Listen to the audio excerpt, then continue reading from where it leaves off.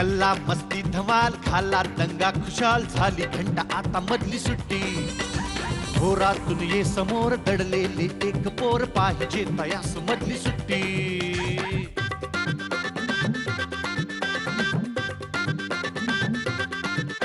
कसे रंग त्यांचे कसे गंध त्यांचे विचारून घ्या या फुलांना जरा नको सारखी शिस्त आणि पहारे मुलांना ती द्या ना मुलांना जरा किलबिल त्या पाखरास वाऱ्यावर वाहण्यास देत जाई पंख मधली सुट्टी घोरातून ये समोर दडले एक पोर पाहिजे तयास मधली सुट्टी मधली सुट्टी. नमस्कार सर्व रसिकांना गुढीपाडव्याच्या हिंदू नववर्षाच्या मनापासून शुभेच्छा. मधली सुट्टीला आशीर्वाद देणाऱ्या सगळ्या ज्येष्ठ मंडळींना गुढीपाडव्याच्या निमित्ताने वंदन करतो. आज हिंदू नवीन वर्षाचा दिवस. आपण न्यू इयर रिझोल्युशन करतो पण बहुतेक वेळेला 1 जानेवारीला.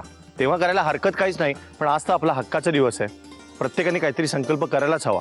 मी केलाय की मी महाराष्ट्रातल्या जास्तीत जास्त शाळा जाणार, जास्तीत जास्त मुलांना भेटणार आणि जास्तीत जास्त मोठ्या लोकांना त्यांचं बालपण परत देणार. आणि म्हणून आज मी आलोय स्वातंत्र्यवीर सावरकर प्रतिष्ठान, विश्रामबाग, सांगली इथे.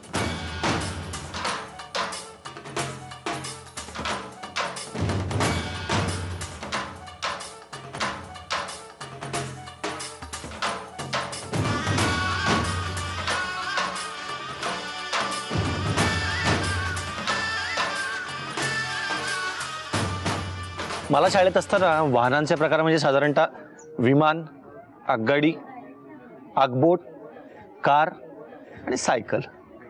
या पलीकडे फारसं काही माहिती नव्हतं. पण हा जो एक 7वीतला माझ्याबरोबर बसलेला मुलगा आहे श्रेयस, त्याला जरा जास्तच माहिती आहे. तर काय श्रेयस, ही आवड कधीपासून आहे तुला की कार्स? लहानपणी गाड्या काढायचा प्रयत्न करत होतो, ते 1ली 2रीच्या आधीपासून. मग नंतर मग थोडासा अभ्यास केल्यावर मला ते समजलं 3D कसं काढायचं गाड्यांमधले, कुठल्या अँगलमधनं, ह्या अँगलनं काय दिसतं, कुठला पार्ट दिसतो, कुठला पार्ट मोठा दिसतो. काढल्यास तू गाड्या काही? हो. दाखव ना भाऊ. या सगळ्या यांनी काढलेल्या गाड्या आहेत, पण याच्यामध्ये म्हणजे ज्या पॉप्युलर गाड्या आहेत त्या सगळ्या काढल्यास का?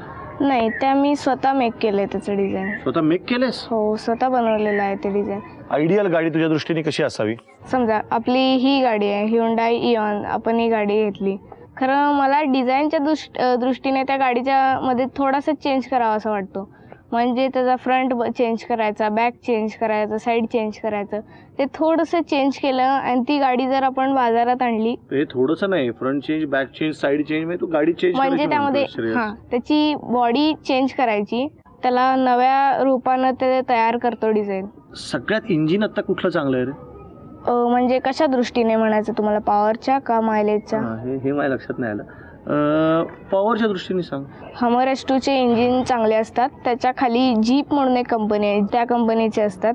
आणि आपल्या रोजच्या वापरातलं म्हणायचं झालं तर जास्त खपाची आणि असं इंजिन पॉवरफुल पण असेल आणि रोड युसेजला पण चांगली असेल अशी म्हटले तर स्कॉर्पिओ गाडीचं इंजिन चांगलं आहे. तू एक आयडियल गाडी जेव्हा करशील तेव्हा काय ठेवशील त्याच्यात आणि त्याचं नाव काय ठेवशील? त्याचा लोगो SSSचा असेल, माझ्या नावाचा शॉर्ट फॉर्म असेल तो. त्यात जरा कम्फर्ट जास्त असेल आणि त्याची लेंथ जास्त असेल. कारण पूर्वी एक प्रथा होती, अजूनही आहे, जेवढी गाडीची लेंथ जास्त तेवढा माणूस श्रीमंत समजला जायचा.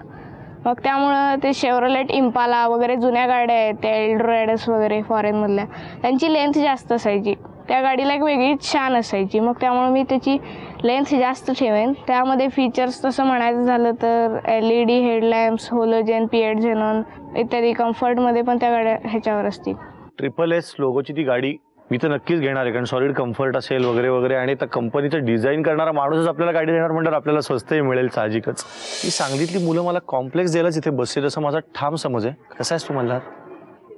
मजेत आहेस ना? तुला खूप गोष्टी माहिती आहेत रे. म्हणजे तुला महाराष्ट्रातले सगळे RTOचे नंबर्स, म्हणजे MH19 म्हणजे जळगाव, MS26 नांदेड, MH8 रत्नागिरी आणि कोल्हापूर 9. सगळ्याला माहिती आहे. पण आता मी जरा नकाशाचा वाढवतो, कारण ह्याला जगातल्याही सगळ्या देशांच्या राजधान्या वगैरे पाठ आहेत. आता मी असा देश काढतो ना काहीतरी, मोरोक्को, रबात, पेरू, लिमा. पेरू हे मी कितवीत असतो? तिसरी. तिसरीतला मुलगा आहे. मी ह्या वयात पेरू मला नीट चावता पण यायचा नाही, याला राजधानी पण माहिती आहे. झिम्बाब्वे, हरारे, श्रीलंका, कोलंबो, याला सगळं माहिती आहे. न्यूझीलंड. वेलिंग्टन. आता मी एक तुला असा सॉलिड देश विचारतो काहीतरी. सुरीनाम. सुरीनामची सांग. पारामरिबो. काय? पारामरिबो. पारामरिबो. पण तुला असं कसं माहिती एवढं? तू तिसरीत आहेस ना फक्त. माझ्याकडे पृथ्वी आहे. अरे ती पृथ्वी सगळ्यांच्याच घरी असू शकते. बघतो ना. रोज बघतोस? हो. अजून तुला काय करायला आवडतं? उलटी गाणी तयार करायला आवडतात. उलटी गाणी म्हणजे कशी? म्हणजे लिहून बघून ते उलट लिहून बघून ते आरशात बघतोस तू नाही का? तशी नाही म्हणजे लिहून त्याचं उलट शब्दाचं उलट करून असं असं म्हण ना. एक कुठले म्हण? कुठलं म्हण? मराठी म्हण, हिंदी म्हण, तुला आवडेल ते म्हण. तुझ्याकडे माझ्याकडे. झ्या तुळा ग झ्या माळा ग फुगूनच्या तॅन मोळा मा इता खिणा लाणा को लच रे दादा लाट हाच झ्या तुळा ग झ्या माळा ग फुगूनच्या तॅन मोळा मा. आई शपथ, हे म्हणजे मला ना एक चायनीज बहीण भाऊ एकमेकांना म्हणतात असं वाटतंय. हा फुगून चामी वगैरे काय. आणि हिंदी हिंदी एक चमक छल्लो. छम्मक छल्लो ना. तू कसं बरं म्हण ठीक आहे. ओरी में कमच लच्छ ओ ओरी में कमच लच्छ सेकेंडर में से या कैचना एखादी ओरी मैंने हो जादारी पदरागी योखिया मैंने पलू साब ना तू अरे खन खादी नो भी में कमच लच्छ. मला तर ना माझा उजवात कुठला डावा कळत नाही, इतकं यांनी काय काय आता गडबड केली. तू सॉलिड आहेस आणि तू असंच सगळं नॉलेज मिळवत जा. आणि मी तुला मधनं भेटणार आहे. म्हणजे मधली सुट्टीच्या निमित्ताने आत्ता भेटलोच, पण दर थोड्या दिवसांनी मी तुला भेटणार आहे. कारण तुझ्याकडनं ऐकायला इतकी मजा येते.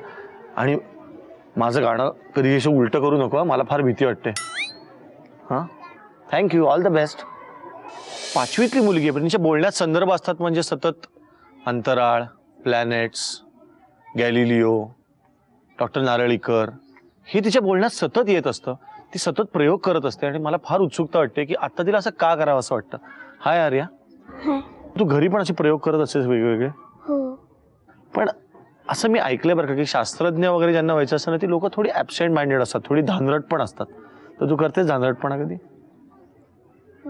हा, काय केलं सांग कधी? म्हणजे आम्ही जयपूरला गेलेलो ना. काय करायला गेली तू जयपूरला? जयपूरला मी यावेळेस नॅशनल जी लेवल होती त्याच्यासाठी गेलेले होते. त्याच्या मुख्य कोण कोण होते तिथे सगळे? इंडियातली 650 आणि आशिया खंडातली 150. असं मिळून काय होते? म्हणजे 650 जवळजवळ मुलं होती. सगळे बाल वैज्ञानिक होते. बाल वैज्ञानिक. Can you believe it? बाल वैज्ञानिक आपल्या देशामध्ये इतके आहेत जे वेगवेगळे प्रयोग करतात. आता काय पुढचा काय प्लॅन आहे? काय करायचं? मला ॲस्ट्रॉनॉमर बनायचं. म्हणजे आमच्या पृथ्वीवर जास्त राहायचंच नाहीये. सारखं असं आज आर्या कुठे आहे तर आज ती जरा त्या ग्रहाच्या दिशेने गेली आहे, आज जरा या ग्रहाच्या दिशेने गेली. असं नाही म्हणजे मला ॲस्ट्रॉनॉमर बनायचं असलं तरी ॲस्ट्रॉनॉट नाही बनायचं. मला तेच नक्की कळत नाहीये ना, म्हणूनच मी विचारतो. मी तुला अभ्यास करायचा आहे त्याच्याविषयी. हा, मला अंतराळवीर नाही बनायचं. अंतराळाचा अभ्यास, खगोलशास्त्रज्ञ व्हायचंय. हा. मग तुला समजा ना एक असं वरदान दिलं, जशी आपली जादूची कांडी आहे मधली सुट्टीमधली, ती जादूची कांडी तुझ्या हातात आली, काय मागशील तू? मी मागेन की मला आत्ताच्या आत्ता सूर्याला गुलाबी करायचंय. का ग? म्हणजे असं आहे की इतर गॅलेक्सी मधला एक सूर्य आहे जो गुलाबी आणि तो थंड आहे चंद्रासारखा. तसं आपल्या सूर्याचं नाही. मग आपल्या सूर्याला थंड करून त्यांच्या सूर्याला गरम करणे. एक तरी गौड की हिची जी मागणी आहे ती तरी छोट्या मुलीसारखी वाटली. त्यामुळे मला एका छोट्या मुलीशी बोलतोय असं परत वाटलं. तर आर्या, तुला ऑल द बेस्ट. खरं तर मधली सुट्टी हा शाळांविषयीचा कार्यक्रम, शिक्षणाविषयीचा कार्यक्रम. पण आजही अनेक गावागावांमध्ये मुलींना शिक्षण दिलं जात नाही. आणि मुलींना का शिकवायचं हा प्रश्न अत्यंत बिनधास्त विचारला जातो. याच्यावरच काहीतरी बोलायचं आहे या शाळेतल्या एका विद्यार्थिनीला. माय ग माय, नग तोडू माझी शाळा. लई लई शिकून मोठं व्हायचं आहे मला. बेबी ताई देणार आहेत त्यांची बुक, वयानच पडतीन बघ थोडंसं पैक. पण एक नवं काम हाय मिळणार मला. माये नगं तोडू माझी शाळा. फाट उठन रंग्या मंग्याला बघन, भाकरी बी भराभरा थापून टाकन, बकरीची घाण लोटून जाईन पानाला. पण माये माये ग माये नगं तोडू माझी शाळा. आणि माये जेव्हा लय शिकून नंबर काढीन पहिला, तेव्हा तुझं डोळं भरून येताल ना घळाघळा. तो आचरू माझ्यासाठी हाय सोन्याचा गोळा. माये माये ग माये नगं तोडू माझी शाळा, नगं तोडू माझी शाळा. खूप छान. आणि खरंच या संजीवनी बोकिलांच्या फार सुंदर कवितेला आईकडनं आलेलं उत्तर याच शाळेमधल्या खाडीलकर सरांनी लिहिलं. ते या शाळेतल्या शिक्षिका सादर करतात. लेक हाईस लाडकी तू लई ग गुणाची, ग्वाड बोलण्यातून कळ तुझी ओढ शिक्षणाची. तुझ्या शिक्षणात हाय नाळ जडली भविष्याची, अगं तुझ्यातच बघते मी सावित्री उद्याची. पोरी तुझ्यात बघते मी सावित्री उद्याची. वा, खूप छान विचार होता याच्यामध्ये. हे खूप छान उत्तर होतं आजच्या काळातल्या एका कष्टकरी आईने मुलीला दिलेलं. Dancing peacock under the mango tree. Dancing peacock under the mango tree. एक होती इडली शोधूला.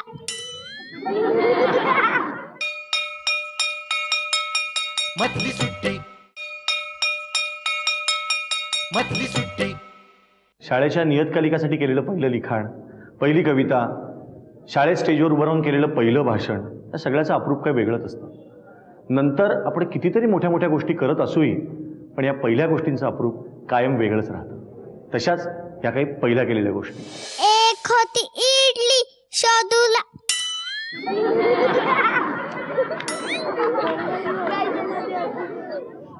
एक होती इडली ती फार चिडली होती, सांभारात जाऊन पडली. सांभार होते गरम गरम, इडली झाली नरम नरम.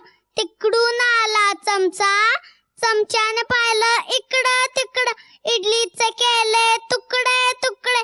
मुलांनी केली इडली फस्त, इडली होती मस्त मस्त. मला वाटते पोलीस व्हावे, खाकी पोशाखात असावे, घट्ट असावा कंबर पट्टा, एक दंडुके त्यात असावे, आणि वटारून डोळे रागीट दिसेल त्याला पकडावे, आणि चोराला पकडून चौकीमध्ये ठेवावे. मित्रमैत्रिणींनो, स्वातंत्र्य दिन, प्रजासत्ताक दिन नेहमी साजरे करतो. नवा युनिफॉर्म, नवे बूट घालून, तिरंगा हातात घेऊन आपण जेव्हा राष्ट्रगीत म्हणतो, तेव्हा प्रत्येक वेळी एक नवाचा आनंद वाटत असतो. आणि असं कशामुळे वाटतं, तर आपल्या भारत देशावरच्या प्रेमामुळे.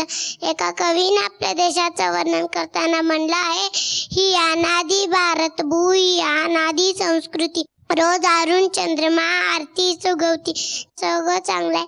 मग वर्तमानपत्र उघडलं किंवा टीव्ही लावला, खून, मारामाऱ्या, भ्रष्टाचार या बातम्या आपल्याला का दिसतात हेच कळत नाही. आपण सर्वजण प्रतिज्ञा म्हणतो, मग मोठेपणी का विसरतो.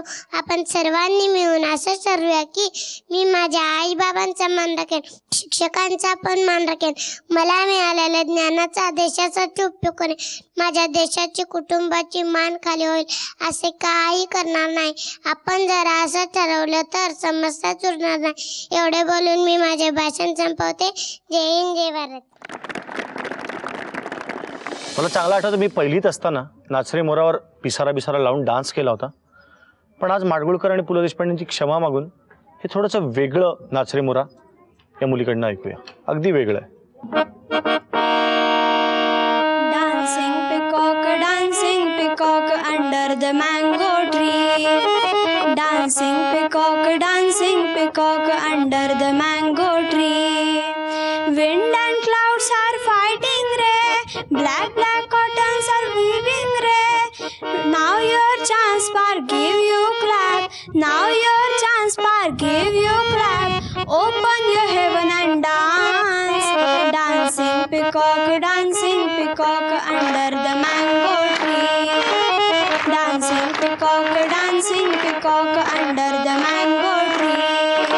Rain, raindrops raining trees are getting waiting rain. We'll go in the rain and sing a song. We'll go in the rain and sing a song. Make the sound and dance. Dancing peacock under the mango tree. Dancing peacock under the mango tree.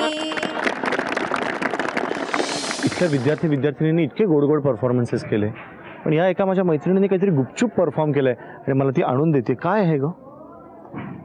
असं आमच्या शाळेत पहिल्यांदाच घडतं की एक celebrity अशी आमच्या शाळेत चालू आहे. तर आम्ही तुमच्यासाठी एक गिफ्ट बनवलं आहे, ते तुम्ही तुमच्या हाताने उघडा.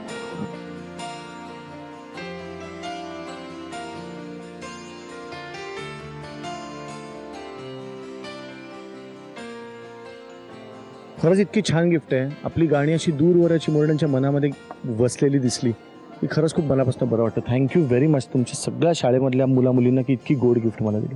गुढीपाडव्याची खूप गोड गिफ्ट आहे. थँक्यू. ज्यांच्या गणवेशावरच स्वातंत्र्यवीर सावरकरांचा फोटो आहे ती मुलं किती बाणेदार असतील, किती तेजस्वी असतील, म्हणजे निदान त्यांनी असायला पाहिजे अशी माझी अपेक्षा आहे. या सगळ्या गुणी मुलींची मी आता गप्पा मारणार आहे आणि मी बरेच संकल्प केलेले आहेत गुढीपाडव्याचे. तुमच्यापैकी काही लोकांनी केले असेल की मी नवीन वर्षात आता सॉलिड असं काहीतरी करून दाखवणार आहे किंवा मी एकदम सगळं बदलून टाकणार आहे. तर मला असे काही संकल्प ऐकायला फार आवडतील. काय करायचं ठरवलंय पुढच्या वर्षी? भरपूर अभ्यास. भरपूर अभ्यास? पूर्ण वर्षभरात दंगा करणार. का रे, दंगा करायचा म्हणजे काय? तर मज्जा येते दंगा करायचा. सगळ्यात कधी मजा येते? डीएडच्या शिक्षकांना पेडायला. अच्छा, नवीन नवीन शिकवायला जे येतात त्यांना हा पिडतो, कारण ते तसे जरा बावरलेले असतील, त्यांना जरा टेन्शन असेल, शाळा कशी असेल. त्यांना काय काय त्रास देतोस तू पहिल्याच तासाला त्यांच्या? नाही तसं नाही. एकदा ना माझ्या इकडं डोळ्याच्या तिकडं पट्टी फेकून मारलेली. त्यांना म्हटलं तुम्हाला काय कळतं का नाही, इकडं मारायचं असतं.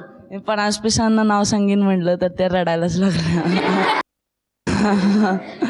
मग मी असं ऐकलं होतं की विद्यार्थ्यांचं रॅगिंग करतात वगैरे, पण इथे नवीन येणाऱ्या शिक्षकांची मुलं पण करू शकतात, सांगता येत नाही. रस्ते करायचं. आता भ्रष्टाचार खूप आहे ना आपल्या देशात. माझं काय म्हणणं आहे, चांगल्या रस्त्यावरनं मला आठवलं की मी तर दरवेळी मुंबई पुण्याहून जेव्हा सांगलीत येतो तेव्हा सिंगल लेनच रस्ता आहे अजून. समोरनं सारखी वाहनं येतात, मग ट्रॅफिक जॅम होतो. का रे असं? एवढं आता इकडे मोठी मोठी लोक राहतात, एवढं किती माल किती आहे इकडे लोकांकडे, पण जो सगळा ब्लॅक मनी आहे. ब्लॅक मनी म्हणजे काय? म्हणजे आता सरकारला आपल्या मिळकतीमधनं काही टक्के द्यावे लागतात. ते द्यायला लागू नये म्हणून काही लोक आपला पैसा देत नाहीत, मग ते ब्लॅक मनी होते. त्याच्यामुळं कुठल्या पण ह्याची भावना होत नाही ना की माझा देश आहे, ह्याच्यातले रस्ते चांगलेच पाहिजेत, तर कोण पैसे देत नाही. म्हणून आपल्याकडं सगळी अशी परिस्थिती झाली आहे. बरं, असे कोण आहेत त्यांना पॉलिटिक्समध्ये जे चाललंय ते अजिबात आवडत नाही? हात खाली घ्या. मला काय वाटतं की तुम्हाला कोणाला आवडत तर नाही, पण तुम्ही कोणी जाणार पण नाही त्याच्यामध्ये. तर मग असं कसं चालेल की मी फक्त लांबून काय करणार, मी फक्त टीका करणार, पाण्यात न उतरता सांगणार की हे मला आवडत नाही, हे मला आवडत नाही, हो की नाही? आपण सगळ्यांनी तिकडे जायला पाहिजे, तर आपल्याला गोष्टी स्वच्छ करता येतील. आपण वर्ण बघून स्वच्छ करू शकतो का? नदीत उतरायला तर पाहिजे. आपण सगळेच जे नुसतं पेपर वाचून किंवा चॅनल बघून म्हणतो की हे काय खरं नाहीत, हे काय शिकलेले नसतात, असे नसतात, तसे नसतात, मग शिकलेल्या लोकांनी जावं. बरोबर आहे ना? मार्फाज नारफाव सरफकी प्रसाद कुरफुलकर्णी. कुरफुलकर्णी? कुठली भाषा आहे? रफ. रफाची? तुला येते? किती येते? भरपूर बोलता येतं तुला. कुरफुलकर्णी? मी पण कुरफुलकर्णी. जी वाकडी असं वाटतं ना बोलताना कधी कधी. पण आर फाता घेर फेवूया, एरफेक छोरफुटी, मरफदली सुरफुट्टी. ती आणि मी इथे असं या बुचाची फुलं गोळा करत चौथीमध्ये असताना खूप छान गप्पा मारायचो. फार मस्त, अत्यंत छान संवाद एक. आणि तो जो संवाद तो मला अजून आठवतो. आणि मला म्हणजे काय, जे एक माझ्यामध्ये ती अत्यंत बरोबरीने असं छान डील करायची, बहीण भावासारखं. नाही नाही नाही नाही नाही नाही. मधली सुट्टी गुढीपाडव्याच्या या खास एपिसोडमध्ये मी स्वतःच खूप आनंदात आहे, कारण आज आपल्या इथे जो सेलिब्रिटी गेस्ट आलेला आहे तो माझा अत्यंत चांगला मित्र, आणि ज्याने आपल्या सगळ्या मराठी माणसांना अभिमान वाटेल असं काम गेले काही वर्षामध्ये केलं, आणि त्याची पावती म्हणून या वर्षीचा राष्ट्रीय पुरस्कार त्याला सर्वोत्कृष्ट अभिनेत्याचा मिळाला, त्या चित्रपटाला पुरस्कार मिळाला. मला स्वतःला खूप आनंद होतोय. गिरीश, खूप मनापासून अभिनंदन. Thank you so much. आणि त्यामुळे मला फार छान वाटतं की आज हा चित्रपट या स्तरावर पोचलाय. पण आज गिरीश इथे आहे तो एक शाळेतला विद्यार्थी म्हणून. तर गिरीश, तुला शाळा म्हणलं की पहिल्यांदा काय आठवतं? शाळा म्हणलं की मला पहिल्यांदा गोष्ट आठवते. आम्हाला एक दाबक बाई म्हणून बाई होत्या, तर त्या फार रसाळ गोष्ट सांगायच्या. अशी एक प्रोलॉंग्ड गोष्ट असायची, मस्त छान तासभर वगैरे असं. आणि मग ते झालं की शाळा अभ्यास पुढे चालू व्हायचं. हे जे काही होतं या शाळेचं वैशिष्ट्य, तर मला असं वाटतं ती गोष्ट इतकी मनात रुजली की त्यामुळेच मी कदाचित सिनेमातल्या गोष्टी सांगायला लागलो की काय, असं मला वाटतं. तुम्ही सगळे गिरीशचे शाळेतले मित्रमैत्रीण म्हणून तुम्हाला की हा गिरीश तुझ्या वर्गात होता ना असं कोणी विचारल्यावर तुम्ही पहिली आठवण काय सांगाल? शाळेत चौथीत एक नाटक केलं होतं. नाटकाचा विषय एका रंगांचा म्हणजे इंद्रधनुष्य किंवा रंग याच्यावरती होता, आणि गिरीश त्याच्यामध्ये लीड रोल करत होता. काळा रंग झालेला होता, आणि काळा रंग सगळ्यांनी वाळीत टाकलेला एक रंग म्हणून त्याच्याकडे सगळे बघायचे. आणि त्याच्याबरोबर काम करणारी एक सहकलाकार जी होती की जी त्याला शेवटी समजूत घालते की काळा रंग कसा इम्पॉर्टंट आहे. तर शाळेमध्ये असताना ती दोघांच्यामध्ये एक डिस्टन्स, ही जरी मुलामुलींची एकत्र शाळा होती तरी एक 20-25 वर्षापूर्वीचा काळ, म्हणजे ती एकत्र अजून वेगवेगळी शाळा होती. तर दोघांच्यात एक कायम अंतर असायचं, किंवा तिला अगदी असं हे होतं की गिरीश आता म्हणजे काळा रंग जरी तू असलास तरी काही काळजी करू नको. तर हा सीनला गिरीश आणि ती मुलगी स्वतः दोघंही लाजायचे. तर त्यांनी त्या नाटकाच्या रिहर्सलच्या वेळेला त्यांनी मॅनेज केलं सामाव की जवळजवळ न येणं वगैरे.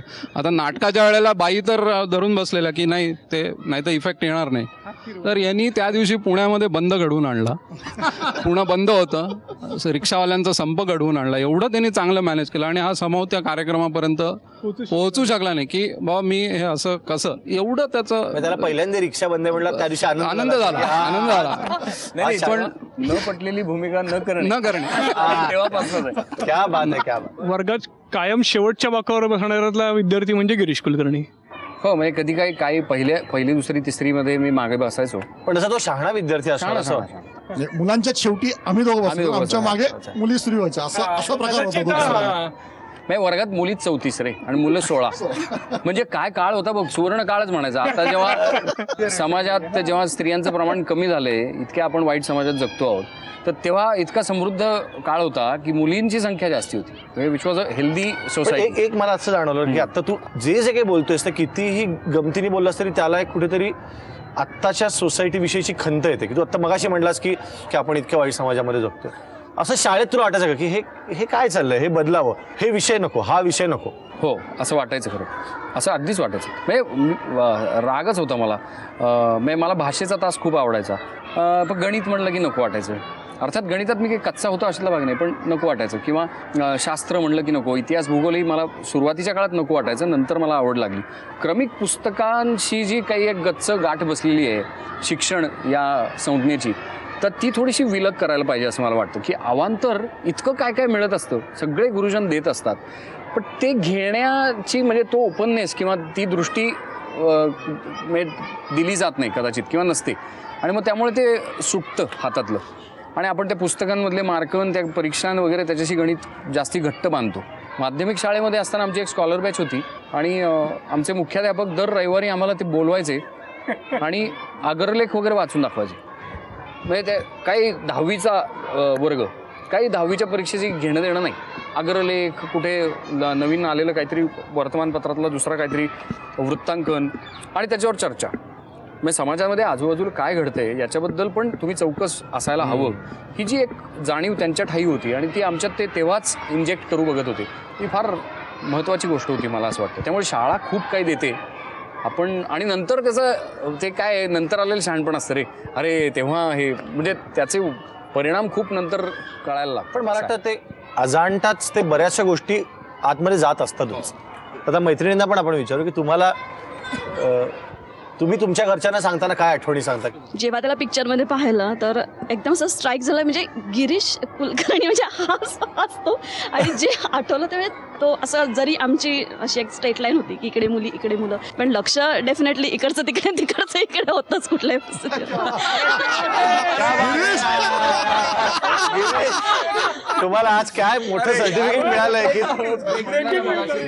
लवकर गुढीपाडव्या निमित्त गिरीशला एक भेट आहे आमच्या मधल्या सुटीच्या टीमकडनं. वा. की ते देशपांडे सर ज्यांच्या गाण्याच्या तासाला तुम्ही बसायचा, गायन गुरुजी, ते ज्या तुमच्या गाण्याच्या शिक्षिका होत्या सोहनीबाई आणि तुझ्या वर्ग शिक्षिका कुलकर्णीबाई, या तिघींना आपण इकडे बोलवलेलं आहे. काय सांगतो? आणि तिघांनाही मी विनंती करतो की त्यांनी इकडे येऊन आम्हाला पण आशीर्वाद द्यावेत, मधली सुट्टीला आशीर्वाद द्यावेत आणि आमच्याशी गप्पा मारा. ओह, क्या बात है.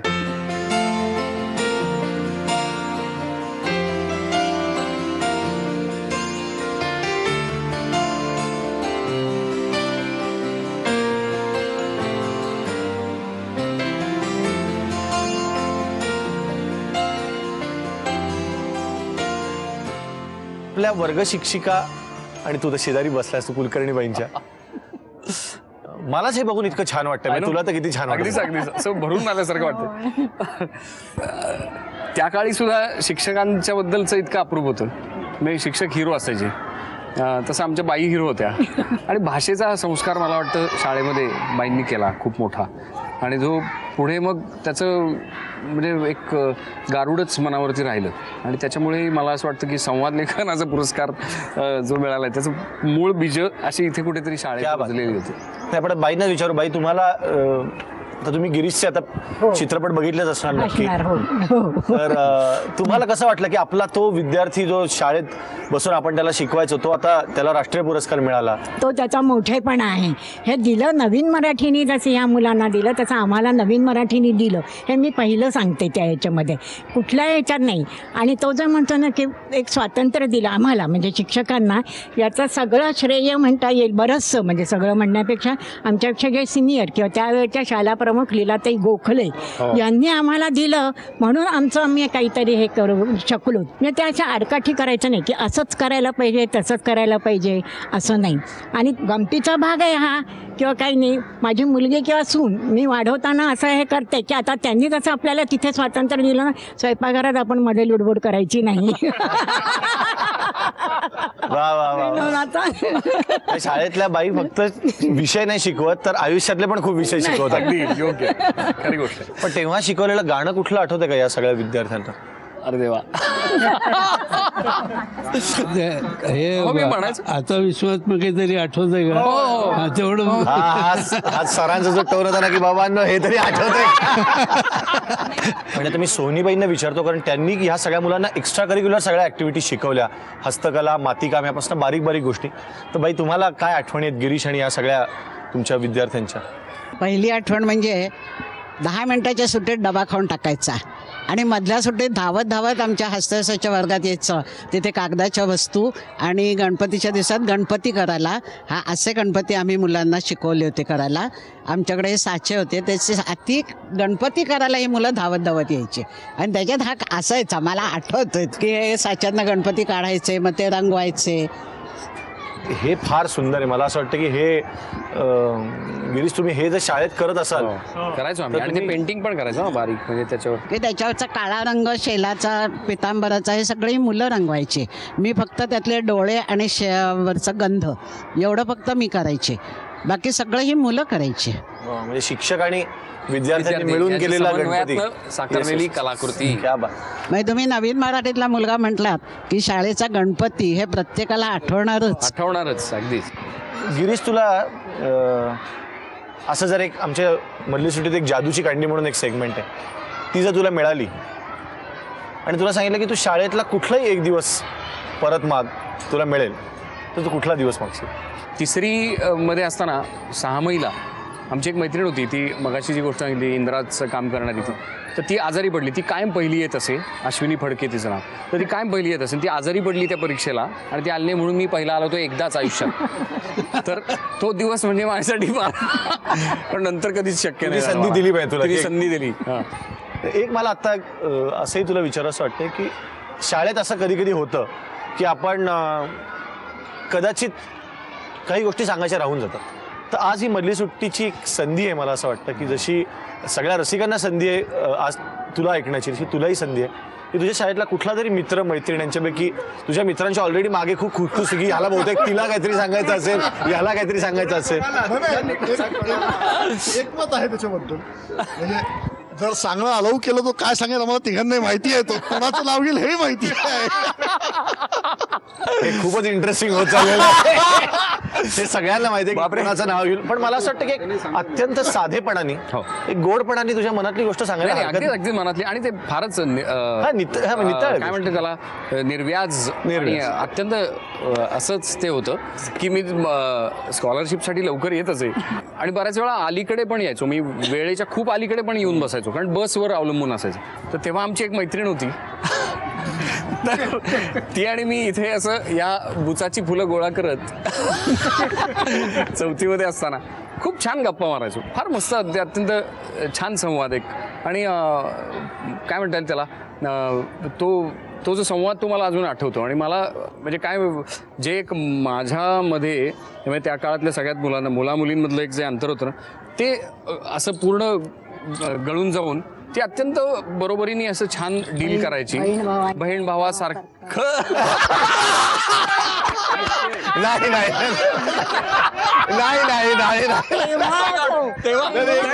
नाही असं मी दुरुस्त नाही. बाईंचं बरोबर आहे, त्यांचं बरोबर आहे की बाहेरून दुरून पाहणाऱ्याला ते तसं वाटेल असंच ते वागणं असायचं. ते मान्य आहे. पण एक नक्की मी सांगू शकतो आंतरिक वेगळं असायचं.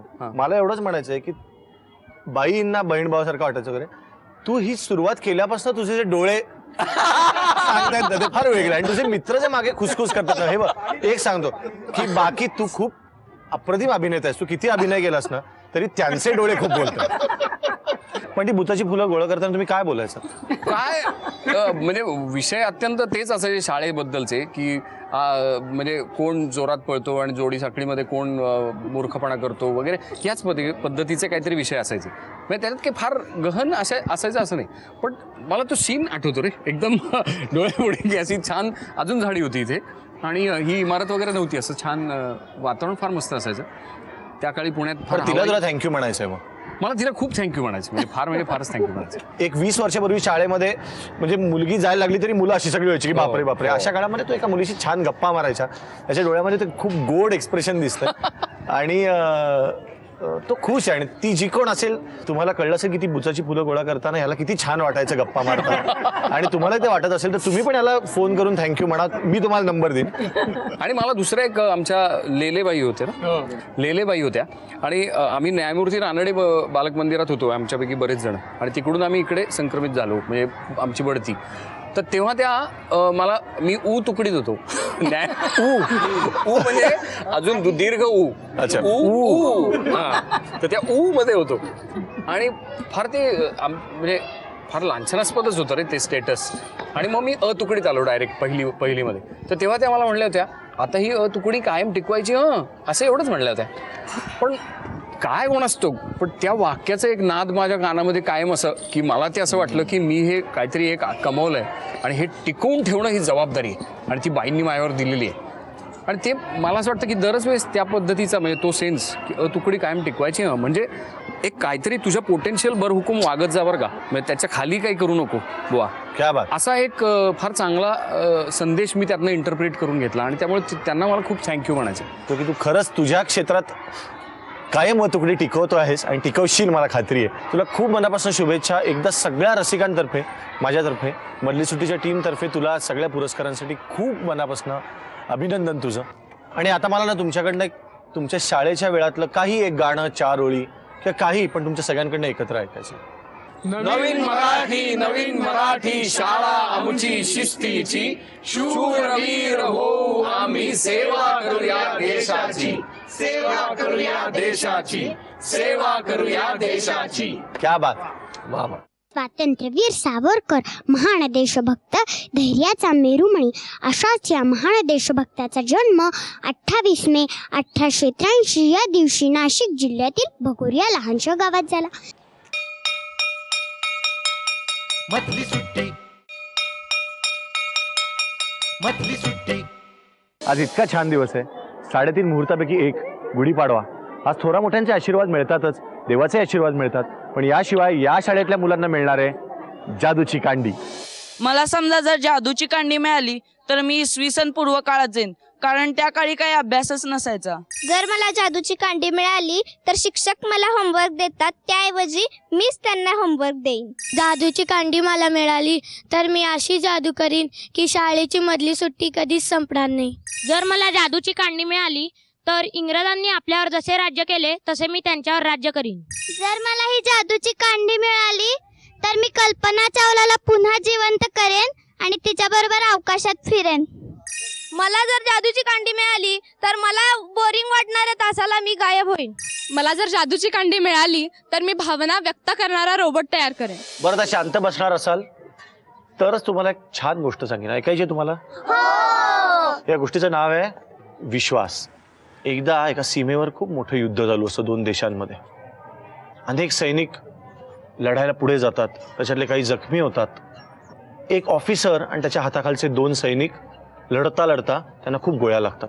त्याच्यातल्या एका सैनिकाला खूपच जास्त गोळ्या लागतात आणि तो तिथे पडतो आणि सगळे धावत धावत आपापल्या तंबूत परत येतात. तो सैनिक त्या ऑफिसरला म्हणतो, अहो सर, तो दुसरा सैनिक माझा मित्र तो तिथेच पडलाय, त्याला आपण आणलंच नाही. तो ऑफिसर म्हणतो, हे बघ, त्याला इतक्या गोळ्या लागल्यात की तो आता काही वाचणार नाही. त्याच्यामुळे तू जर त्याला उचलायला गेलास तर तुला पण इतक्या गोळ्या लागतील की तू पण वाचणार नाहीस. त्याच्यापेक्षा आता जाऊ दे, त्याला तिथे पडू दे. पण हा सैनिक मात्र अस्वस्थ असतो की आपला मित्र तिथे पडला आणि आपण त्याला तसं टाकून आलो, याला काय अर्थ आहे. तो ऑफिसरला म्हणतो, मला जाऊ दे. ऑफिसर म्हणतो, नको, मी तुझा सिनियर आहे, माझं ऐकायचं. सैनिक काय ऐकत नाही. तो पळत सुटतो आणि त्या मित्राला पडलेल्या खांद्यावर उचलून घेऊन येतो. येईपर्यंत त्याला पण अजून 2-3 गोळ्या लागतात, अजून रक्त येतं अंगातून. तो ऑफिसर त्याच्याकडे चिडून बघतो, तो म्हणतो, मी तुला सांगत होतो की नाही की तू परत गेलास तर तुलाच गोळ्या लागतील अजून. आणि बघतो तो ऑलरेडी गेलेला आहे, काय उपयोग झाला तू जाऊन. तो सैनिक म्हणतो, उपयोग झाला, खूप उपयोग झाला. कारण मी जेव्हा त्याला तिकडे जाऊन रणांगणावर उचलायला गेलो तेव्हा तो जिवंत होता. आणि मी जेव्हा त्याला उचललं तेव्हा तो माझ्याकडे पाहून म्हणाला की मित्रा, मला माहिती होतं तूच मला आणायला नक्की येशील. आणि मग त्याने डोळे मिटले, मग तो गेला. त्यामुळे सर, मी त्याचा विश्वासघात केला नाही. त्याचा माझ्यावर विश्वास होता मित्र म्हणून, आणि मी त्याचा विश्वास सार्थ ठरवला. तुमचा कशावर विश्वास आहे सांगा? माझा आई बाबांवर विश्वास आहे, कारण मी एक दिवस आईला म्हटलेलं की मला वाढदिवसाला चांगलंच गिफ्ट पाहिजे. आई म्हणाली मी नाही देणार, पण मला माहित होती की आई गिफ्ट देणार आहे. पण मी वाढदिवसा दिवशी म्हटलं, आई तू गिफ्ट आणलेस का नाही? मग आई म्हणते की आणलेलं आहे मी. Very good. म्हणजे आईने विश्वास सार्थ ठरवला की आई आणणार, ती आणणारच, हो की नाही. पण आता आई बाबा, आजी आजोबा, भाऊ बहीण यांच्यावर तर विश्वास पाहिजेच. अजून कोणावर आपला विश्वास असतो? कुठला काका तुझा? मंदार काका. का मंदार काका काय करतो? तुला गिफ्ट आणणार असं म्हटलं की आणतोच का मंदार काका? मंदार काका, यू आर व्हेरी लकी. पुतण्याला एवढा विश्वास आणि एवढा गोड पुतण्या आहे गंधार. वा वा. एकदा काय झालेलं की माझा अभ्यास पूर्ण होता पण माझी वही विसरलेली होती. तर त्यावेळी सरांना वाटलं की मी मुद्दाम वही विसरून आले. तेव्हा माझ्या मैत्रिणींनी सरांना सांगितलं की सर, हिचा कायम अभ्यास पूर्ण असतो आणि आम्हाला आमच्या मैत्रिणीवर पूर्ण विश्वास आहे आणि तिनं ती वही तिची चुकून विसरली असेल, कारण तिचा अभ्यास कायम पूर्ण असतो. बरोबर. आणि मला वाटतं या छोट्या छोट्या गोष्टींपासून विश्वास सुरू होतो.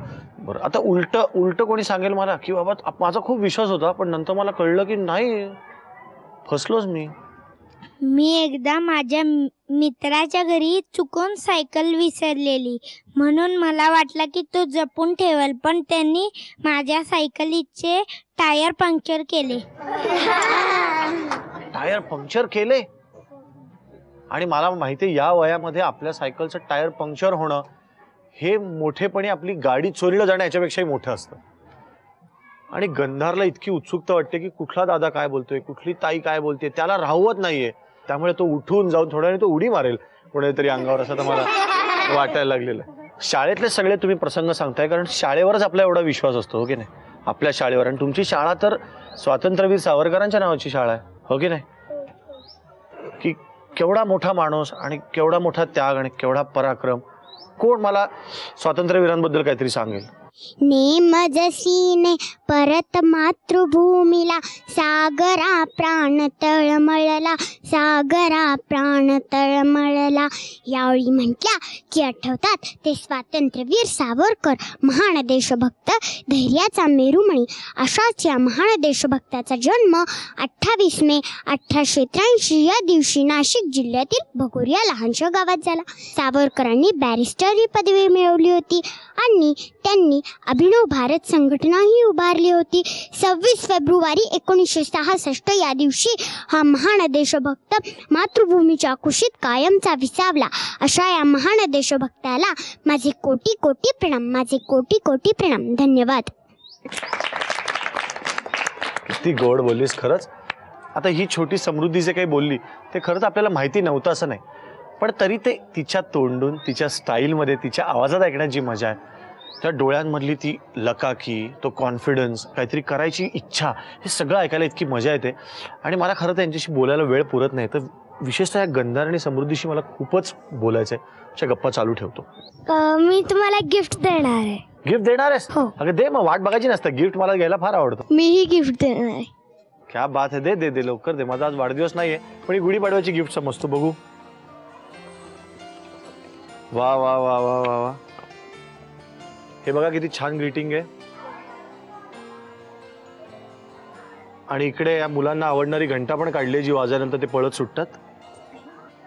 आणि मधली सुट्टीच्या टीमला खूप शुभेच्छा दिल्यात आणि आम्हाला शुभेच्छा हव्यात, कारण आम्हाला अजून खूप शहरातल्या खूप शाळांमध्ये यायचंय.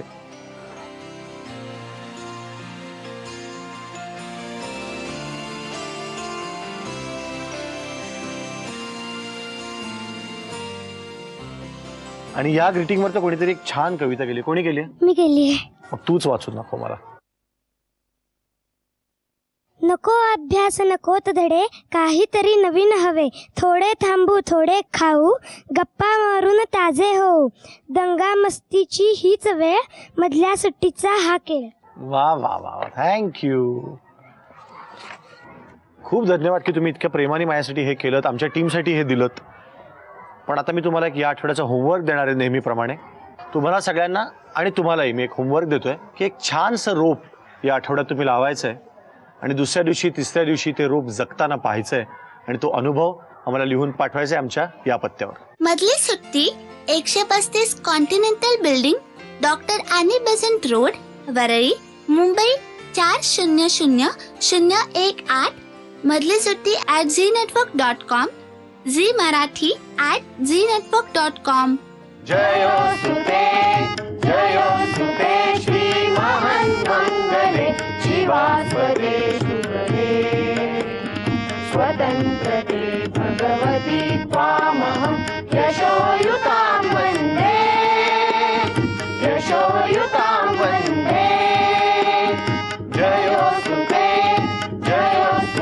श्री महान मंगले, शिवास्पदे शुभदे, स्वतंत्रते भगवती त्वामहं, यशोयुतां वन्दे, यशोयुतां वन्दे. राष्ट्राचे चैतन्यमूर्ततु नीती संपदाची, राष्ट्राचे चैतन्यमूर्ततु नीती संपदाची. स्वतंत्रते भगवती श्रीमती राज्ञी तुझ्यांची, परवशतेच्या नभात तुझी आकाशी होशी. स्वतंत्रते भगवती, स्वतंत्रते भगवती, चांदणी चमचम लखलखशी. वन्दे त्वामहं यशोयुतां वन्दे, यशोयुतां वन्दे, वन्दे वन्दे.